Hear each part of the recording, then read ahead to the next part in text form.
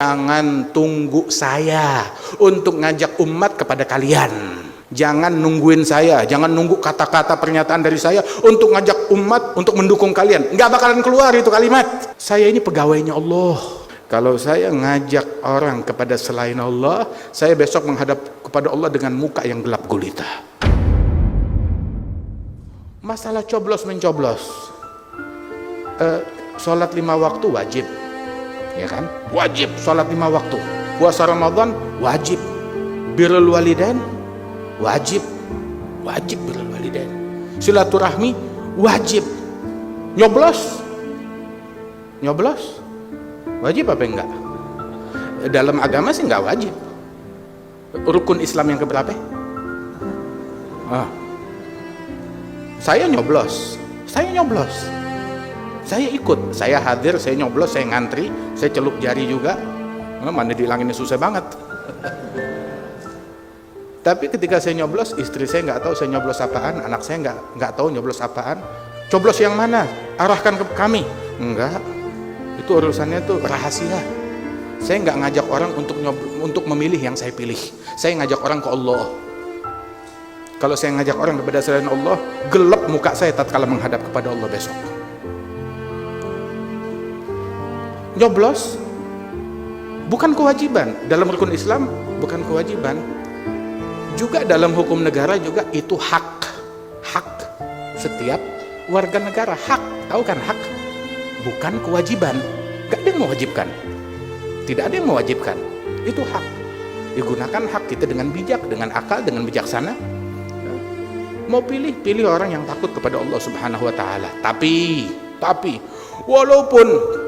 walaupun asal tahu aja, pemimpin yang baik bukan segalanya kalau kamu bukan orang baik. Pemimpinnya wali, terus kita langsung jadi wali. Pemimpinnya nabi, terus kita naik pangkat jadi nabi. Pemimpinnya orang hebat, terus kita langsung jadi orang hebat.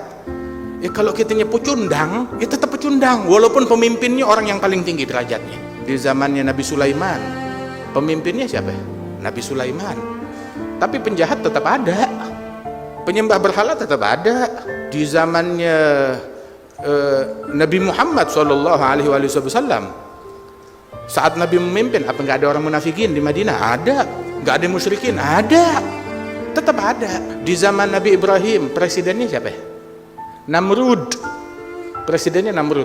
Terus Nabi Ibrahim turun derajat gara-gara presiden kamu Namrud, berarti kamu sama kayak Namrud.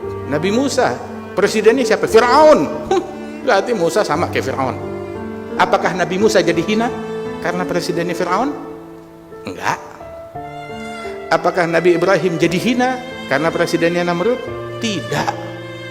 Nabi Muhammad, kapan momen dalam hidupnya Rasulullah ada momen Rasul menjadi manusia hina? Waktu di Mekah, kekuasaan di tangan Abu Lahab, Abu Jahal. Apa Rasulullah menjadi hina? Wallah nggak jadi hina. Tapi sebutkan, adakah satu detik kemuliaan yang dilalui oleh Fir'aun dalam hidupnya? Ada gak? Sebutkan. Dia duduk di kursi emas entah berapa puluh tahun, berkuasa, disembah. Bukan yang nyembah dia bukan satu orang, bukan 2 orang, bukan 100, bukan 1000, bukan 10.000, bukan 100.000. Berapa juta yang nyembah dia? Sebutkan satu momen, jam berapa, tanggal berapa, di mana dia berlalu hidupnya dalam kemuliaan, mulia di mata Allah Ta'ala. Wallah, nggak sedetik pun dia mulia. Wallah, Nabi Muhammad nggak sedetik pun dilalui dalam kehinaan, sama sekali enggak. Nah kita sekarang, kita mau jadi mulia, nggak ada kaitannya fulan jadi pemimpin kita terus kita jadi mulia. Enggak. Kalau kitanya pecundang, tetap aja kita ninggalin sholat. Biar kata pemimpinnya Imam Mahdi, tetap aja kita pecundang. Kalau kita ninggalin sholat, kita buka-bukaan aurat, kaum wanita kita buka-bukaan aurat, walaupun pemimpinnya orang paling mulia di dunia, tetap aja kita sial, celaka.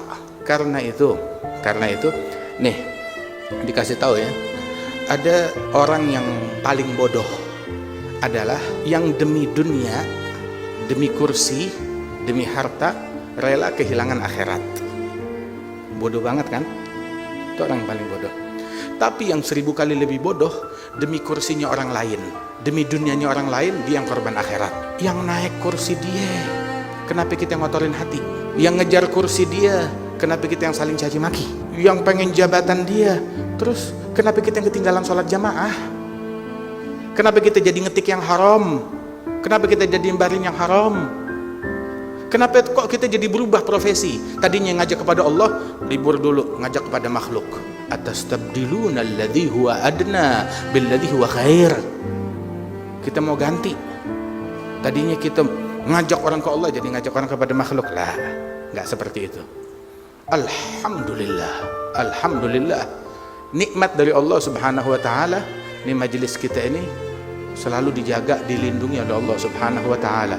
Di bawah bimbingan guru kami Al-Habib Umar bin Muhammad bin Salim bin Hafidh, yang punya perhatian besar terhadap majelis Rasulullah.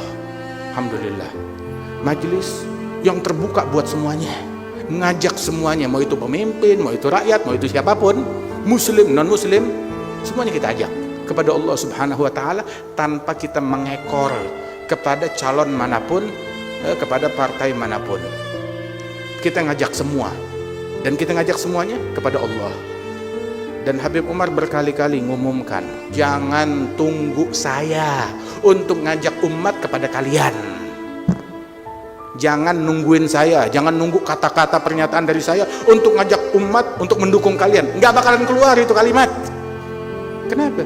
Soalnya saya ini pegawainya Allah, cuma ngajak orang kepada Allah. Dan saya takut, kata Habib Umar, kalau saya ngajak orang kepada selain Allah, saya besok menghadap kepada Allah dengan muka yang gelap gulita. Waliyadzubillah min dzalik.